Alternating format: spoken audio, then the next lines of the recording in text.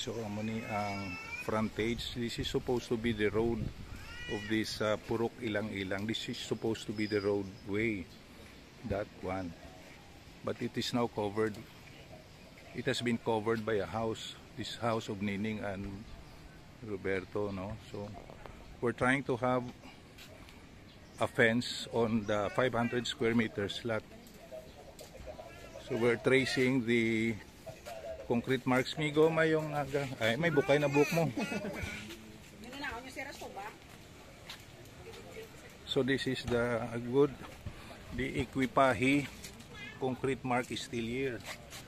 This is the corner lot. Hello. Hello. And that's Berto and Nining and Wonyot and the son of Nining and Berto. We're going towards the back of the First Cornerstone Family Worship Church. We're trying to get to the concrete mount at the back of this 500 square meters lot.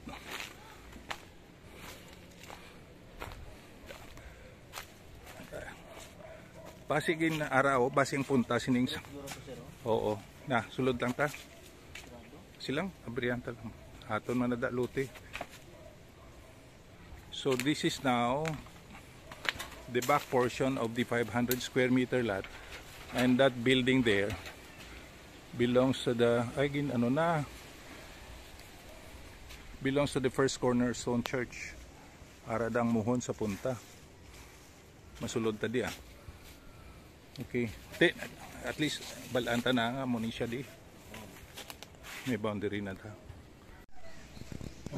So we are at the front of the First Cornerstone Christian Worship Ministry here in Purok Ilang-Ilang. This is part of San Gabriel subdivision, but the back is Purok Ilang-Ilang Barangay Poblacion. No one is inside. With me are Marjon and Unyot.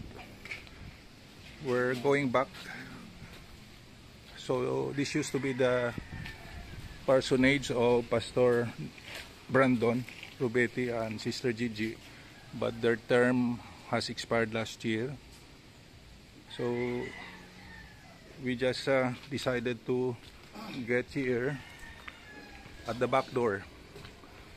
So this is the back entrance to the 500 square meters lot. Ang corner. This is part of the 500 square meters lot. That's the boundary with trees, with bananas.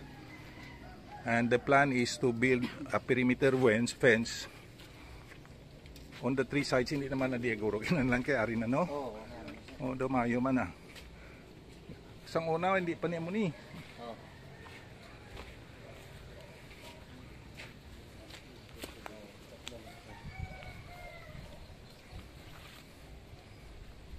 Ay, napabayaan na kay ti wala na di si Pastor Brandon Rubetti kag asawa ya daw kasubo man.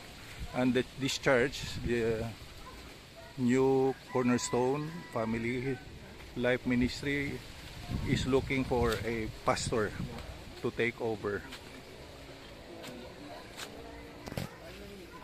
Ti anong masiling mo to? Okay man lang daw ka, tawhay man lang ah. Oo, may binangon ka man da, may para may pala, may piko. Ha? Sang ano? Pangayo. Sige, may manok da. Bisaya. Kapayas. Maluya. Tapsida lang taas o. Damo ah. Butang ana yung sundang mo sa dalom. Aray pa'y basi gusto mo kuan pa. Aray pag ido ang si dalom lang. Tambo na no. Ubad o.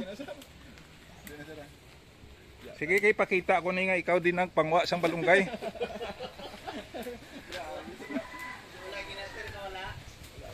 Gapati ka man sa akon nga, gapati ka man nga sa amon ni Mrs. Aw. Wala pa gani ni mo makita ang titulo pangwa ka na da balunggay. Sakupan na lang si Marjon. Jon. O ano pa gusto mo di? We would like to thank Pastor Brandon, Sister Gigi, and the leaders of First Cornerstone Christian Life Fellowship or Church for taking good care of this land for the past 4 years, I think. Okay. Thank you gid no sa mga elders da kag women leaders. Kakanami kagin pasakaan na nila sang ang ilagan ni GI pipe man Pwede man lang. Mga na sir. Pwede man lang. Dos mo lang.